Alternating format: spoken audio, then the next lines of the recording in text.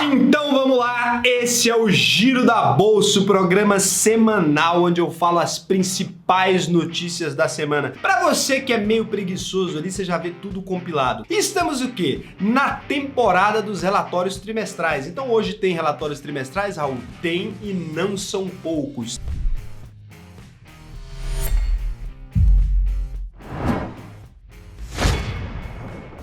Então o Ibovespa abriu ali a semana na segunda-feira a 77.575,71 pontos, né? E apesar da queda de mais de 1,03% aqui nessa sexta-feira, no dia de fechamento, a gente acabou fechando aí com 82.173 pontos,21, né? Foi um fechamento aqui maravilhoso, né? Realmente muito interessante.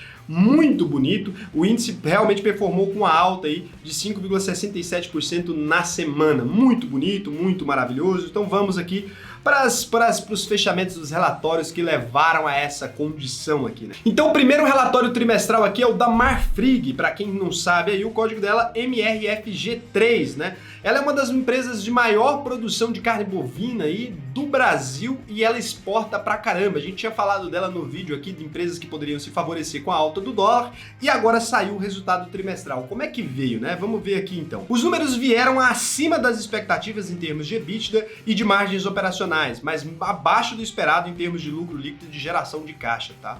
O resultado líquido foi afetado pelo efeito da variação cambial, que não tem impacto no caixa da empresa, e pelo pré-pagamento de títulos que iam vencer em 2023. Então ali teve um pré-pagamento desses títulos. Os destaques positivos aí da Marfrig foram os resultados das unidades do negócio na América do Norte e na América do Sul, né? Ou seja, ali nos Estados Unidos e aqui no Brasil, Argentina, caramba toda. Ambas com aumento na receita e melhora nas margens operacionais. O destaque negativo ficou o consumo de caixa e o aumento do nível de endividamento, né? Então, embora o resultado na linha tenha sido de prejuízo, né? Então na última linha ali, que é o que importa no balanço final, foi de prejuízo. O EBITDA e as margens operacionais da empresa foram positivos, né? E devem prevalecer na interpretação dos resultados pelo mercado. Esperamos, portanto, um impacto positivo aí nas ações de Marfrig MRFG3 no curto prazo. Banco Inter, então, o resultado do primeiro trimestre, como é que veio, né? Os números mostram que o banco tem conseguido se expandir, reduzindo o custo ali de funding, né? E se mantendo baixo custo de aquisição de clientes. Por outro lado, segue com dificuldades para entregar qualquer rentabilidade ali. Do lado positivo, o banco continua com bons números de aberturas de conta, né? Atingindo 4,9 milhões de clientes no fim de março, um crescimento de 155% em relação ao mesmo trimestre de 2019. Então, um crescimento muito expressivo, né? E de 21,6% comparado com o quarto trimestre de 2019. Então, na comparação com o primeiro trimestre de 2019, 155%, e na comparação com o último trimestre de 2019, ali ele cresceu ainda 21,6%. O banco tem superado as próprias expectativas em número de crescimento de conta. Do lado negativo, o banco registrou aí um prejuízo contábil de 8,4 milhões. A empresa segue com uma boa capacidade de atrair clientes, mas a monetização desses clientes continua lenta ali, né? E por isso esperamos um impacto negativo no curto prazo para as ações do Banco Inter, né? Do BID11. Então, realmente o banco tem conseguido crescer e tudo mais, ele agora está com o negócio da tentativa ali de entrar no mercado de telefonia e tudo mais, mas continua sendo ainda uma monetização fraca, né, comparado a outras empresas do mesmo setor ali, apesar de ser um banco digital, ter menos custos, o que deve ser no futuro ali, pelo menos na minha expectativa, né, não é que mais a expectativa da Levante, a minha expectativa é de que o Banco Inter consiga inventar alguma coisa para rentabilizar essa base de usuários cada vez mais crescente ali, né. Então aqui agora a gente vai falar de Aliança Sonae, né, a Alcio 3, que é a empresa ali de administração de shoppings e tudo mais, ela tem mais de 27 shoppings em operação em 12 estados no Brasil, empresa que está sendo figurinha repetida aqui, né, por conta desse fechamento dos shoppings, por conta do lockdown possível e tudo mais, ela anda sendo recorrente aqui. Então a Aliança Sonae apresentou os resultados do primeiro trimestre dela de 2020, os números da empresa foram bastante afetados pelo coronavírus, tá, com descontos nos aluguéis dos lojistas em março, abril e maio, e com redução dos custos de condomínio e de promoção. O resultado veio regular e em linha com as expectativas, então com destaque para contenção ali de custos e despesas, né. Do lado positivo dos destaques, a gente tem uma menor despesa financeira, que caiu 51,4% devido à menor taxa de juros vigente e auxiliou no aumento de 82% no lucro líquido do período. O destaque negativo, né, ficou por conta do aumento da inadimplência para 5,5%, 3,3% comparado ao primeiro trimestre de 2019 e do aumento da vacância para 4,3%. Então é óbvio que, né, quando a gente vai ver esse tanto de lojas fechadas, tem loja que não vai aguentar e algumas lojas foram realmente falindo ali e fechando, né? Um número triste ali, que essa taxa de vacância aumentando. Quando a gente fala numa taxa de vacância de 4,3%, significa lojas fechadas, gente. Lojas fechadas permanentemente, porque o cara devolveu o ponto, né? Os números apresentados foram regulares e esperamos um impacto neutro no preço das ações no curto prazo. Então isso aqui já era meio que esperado pelo mercado, já estava precificado pelo mercado ali e o impacto, portanto, é neutro.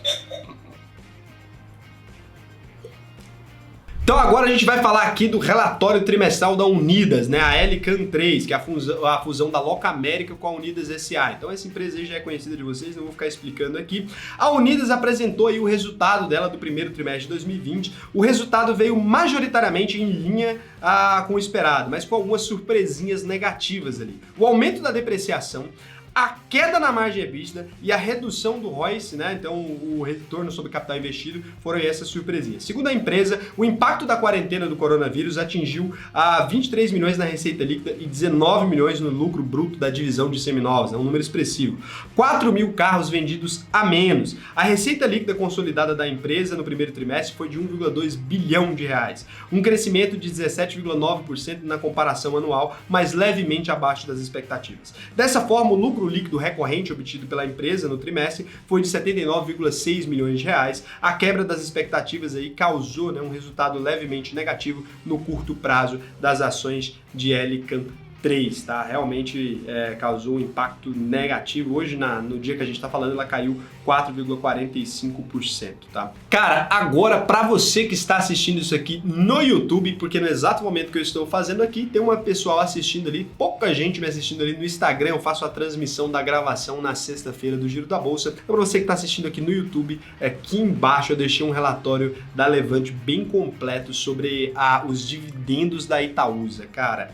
Tá muito bacana esse relatório, eu baixei ele agorinha e dei uma olhada, tá fantástico, eu recomendo que você dê uma olhada se você tem Itaúsa na carteira. Se você não tem, não precisa olhar, porque é só sobre Itaúsa. Então agora vamos falar aqui de Lojas Renner, uma empresa que eu sei que muita gente tem em carteira aí, não preciso explicar o que é a Lojas Renner, né? Lojas Renner, então, os resultados do primeiro trimestre de 2020 dela. A Lojas Renner divulgou na quinta-feira, né, os números referentes ao primeiro trimestre de 2020. Os dados vieram ruins, com o impacto do coronavírus acima das expectativas, o que levou a piora nas linhas mais importantes do seu resultado. O destaque positivo aqui, então, se é que a gente pode encontrar um destaque positivo, mas dá para encontrar, sempre tem jeito, foi o incremento ali na margem bruta de 0,2 pontos percentuais, né? Então fechou aí a 55,5% a margem bruta da empresa. O que mostra ali que a empresa havia acertado a coleção e estava realizando uma boa gestão ali dos seus estoques, né? O destaque negativo foi o número mais fraco de vendas, que desencadeou números ruins no resultado do primeiro trimestre de 2020. O resultado da Lojas Renner, então, foi o pior do que as expectativas e por isso a gente espera um impacto negativo aí no preço das ações. Então agora vem aqui o resultado da Cogna, né, gente? O resultado do primeiro trimestre dela é ruim, a gente já imaginava, mas aqui vem o resultado do primeiro trimestre de 2020 da Cogna. A Cogna Educação, né, a antiga Croton Educacional, para quem não sabe, divulgou na quinta-feira o resultado do primeiro trimestre de 2020. Os números mostraram os primeiros impactos da pandemia, então, nos números da empresa. Vieram abaixo do esperado em termos de receita líquida, de EBITDA e de lucro líquido. Do lado positivo, a base de alunos se manteve relativamente estável de janeiro a março desse ano, embora comportamentos distintos entre as modalidades presencial e de ensino à distância tenham se revelado ali, né? Lógico. Do lado negativo, houve um aumento de 25 milhões na provisão para crédito de liquidação duvidosa. Esperamos impacto negativo no preço das ações da Cogna no curto prazo, diante da pressão já verificada no processo de captação de alunos, além de potenciais efeitos negativos a indicadores de evasão e inadimplência. Ou seja, ninguém está trabalhando, as pessoas não têm como ir para as aulas, como é que elas vão se matricular, né? O que tem basicamente ali vai ser um crescimento no EAD, que a gente já deveria ter imaginado, e realmente não tem muito o que fazer, né? Enquanto as coisas não se reabrirem, não tem muito o que ser feito. E com o número de pessoas perdendo seus empregos, obviamente a gente vê ali o número da inadimplência aumentando, né? Então agora, para quem investe em fundos imobiliários, teve muita gente pedindo aqui sobre fundos imobiliários, a Multiplan, a Multi3, assinou uma carta de intenção de venda da torre comercial para fundos imobiliários, né? Então a Multiplan, que é um dos maiores grupos aí de construção de shopping center do país, fundada pelo José Isaac Pérez aí, tido como pai dos shoppings no Brasil em 1963. Ela fez o IPO em 2007 e hoje conta com 19 shoppings no Brasil. A Multiplan fez a venda aí da torre comercial para um fundo imobiliário. Então a Multiplan anunciou na terça-feira que assinou uma carta de intenção de venda da sua torre de escritórios Diamond Tower. O edifício é uma das duas torres que fazem parte do complexo Morumbi Corporate em São Paulo, quem conhece sabe, onde estão lotados inquilinos de grandes empresas como a Samsung, Cargill e Oracle, né? Segundo as informações do mercado, a transação envolve uma quantia de 810 milhões de reais. O comprador é o BC Fund, que você conhece aí pela sigla BRCR11 na Bolsa de Valores, um dos fundos imobiliários mais tradicionais aí do Brasil e o maior na categoria de lajes corporativas, né? Nos últimos anos, a estratégia do fundo imobiliário tem sido migrar a sua carteira de ativos para empreendimentos localizados em São Paulo, em detrimento aos do Rio de Janeiro e preferencialmente a imóveis ali do tipo AAA, né? AAA, como é chamado, como é o caso atual. A notícia, quando for confirmada, né? Assim que ela for confirmada oficialmente, ela é positiva aí para os cotistas do BRCR11, né, que eu não sei se é o seu caso. Agora aqui fechamos a temporada então de resultados trimestrais e agora a gente vai para as notícias da semana mesmo, né? Então a Braskem e a Petrobras avançam aí no acordo sobre nafta, né? A Braskem e a Petrobras podem estar perto de celebrar um novo contrato de fornecimento de nafta. As empresas aí são a BRKM3 e a PETR3, né? Então, as empresas estariam em vias de assinar um acordo de longo prazo ainda no primeiro semestre aqui de 2020. A estatal, segunda maior acionista da Braskem, é também sua principal fornecedora e a nafta ainda é a matéria-prima mais utilizada nas operações do Brasil. As fontes relataram que os termos são positivos e equilibrados. Apesar da notícia veiculada, a Braskem e a Petrobras ainda não se manifestaram publicamente sobre isso, então a gente não tem certeza ali. Uma vez devidamente explicitado, o contrato deve ser positivo para ambas as partes, podendo influenciar os preços das ações da Petrobras, PETR3, PETR4 e da Braskem, BRKM5 no curto prazo. BRKM5, BRKM3, né? Então, notícia da IRB, notícia da IRB Brasil aí, né? A IRB negociou comprar carteiras de rivais no Brasil e no exterior. Ao menos uma notícia aí levemente positiva para as pessoas que têm a empresa em carteira depois de tanto problema, né? Com a crise do coronavírus, algumas resseguradoras globais estão em um movimento de sair em parte da América Latina para focar e manter o foco das operações nas matrizes, ou seja, Estados Unidos, Europa, né? Resumindo, Brasil tá perigando, tô vazando, né? Dessa forma, algumas fontes não reveladas disseram a Reuters, né, que é uma agência de notícias aí, que o movimento cria espaço para que a IRB possa se consolidar no mercado interno. Então a IRB3, que já tem a maior parte das suas operações aqui mesmo, ela não tem como fazer esse movimento de voltinha para casa, a casa dela é aqui, ela tá falando ali que então a crise está acelerando o movimento no setor e a IRB está negociando então a compra de carteira e fazendo alianças com mais seguradoras. Isso é uma notícia oficial? Não. Então é uma notícia ali que a gente pode considerar, mas onde há fumaça, normalmente tem um pouquinho de fogo, pelo menos. Então a IRB detém aí 40% do market share de resseguros nacional, o restante está na mão dos grupos maiores, como a Munique, RE do Brasil, resseguradora alemã, a Swiss Corporate Solution e a Chubb, resseguradora Brasil SA. Tudo nomezinho bonito, né? Então aqui tem também, né, agora fechamos as noticiazinhas nacionais, tem também uma noticiazinha do resto do mundo para você que gosta de saber um pouquinho, você que tem aquela dolarizada na carteira, quer saber como é que estão as coisas, quer saber o que está acontecendo. Eu vou incluir agora essa parte aqui. Eu vou começar a falar uma noticiazinha internacional para dar aquela, né, aquela motivada no investidor nacional a cogitar ali um investimento lá fora, uma coisa mais gostosa. Eu já incluí algumas, mas agora eu vou separar o quadro para a gente poder ali falar um pouco mais sobre o mundo, né? Então a segunda-feira aí começou com o mercado americano em alta devido às notícias de que a reabertura da economia deverá começar em breve. As ações de montadoras como a General Motors e a Ford avançaram cerca de 2%. Os papéis das empresas petrolíferas também subiram. Boa parte do otimismo veio do mercado americano devido às declarações do Jerome Powell, né, presidente do Fed, o Banco Central dos Estados Unidos. A gente fala o Fed ali porque é o nome que eles dão. Federal, Econômica e blá blá blá. Powell então afirmou aí que acredita numa recuperação da economia americana já no segundo semestre. Ele que costuma ser um pouquinho mais pessimista ali, ele, desde que não haja uma segunda onda do coronavírus, ele acredita na recuperação. Segundo Powell, porém, a situação só voltará à normalidade quando houver uma vacina eficaz contra o vírus. Tá bom, é vacina que você quer, Powell? A gente já tem notícias sobre isso. Então o Trump, ele levou tensão ali aos mercados com declarações novamente contra a China. O Trump não dá paz pra gente, né? O Trump com certeza não tá comprado em bolsa, pra ele ficar fazendo essa emoção aqui. Ele gosta de fazer a gente dar aquela suada. O Trump, eu tô até suando aqui com essa notícia do Trump. Falas do Trump levaram atenção ao mercado financeiro. Então o Donald Trump voltou a acionar sua metralhadora giratória ali e disparou novos ataques contra a China. Na quarta-feira, a Casa Branca divulgou um relatório de 20 páginas culpando Pequim por atividades malignas. Olha as palavras que esse homem usa, gente. É um homem muito bacana. O texto critica políticas econômicas, regime militar, violação de direitos humanos e prática de desinformação do governo chinês. Aí já não é culpa do Trump, né? É culpa da China.